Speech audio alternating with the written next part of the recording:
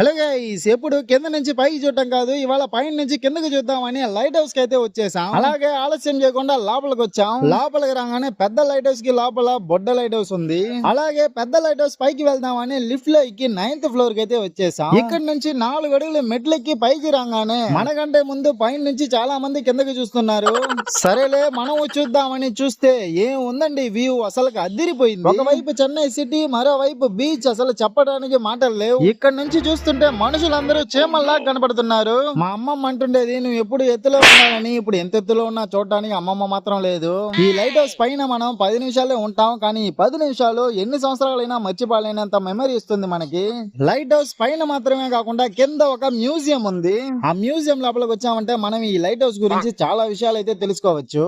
అలాగే ఈ మ్యూజియం లో ఉన్న థింగ్స్ ని చూస్తూ ఉంటే ఒక లైట్ షిప్ కనపడింది. అరే ఈ షిప్ భలే ఉంది, ఒక ఫోటో తీసుకుందాం అనుకుంటే మనం ఫోటో తీయడం పవర్ కి నచ్చలేదేమో, సిచ్యువేషన్ డిమాండ్ చేయలేదు. సరేలే అనుకొని అలాగే అక్కడి నుంచి బయలుదేరి వచ్చేసామండి.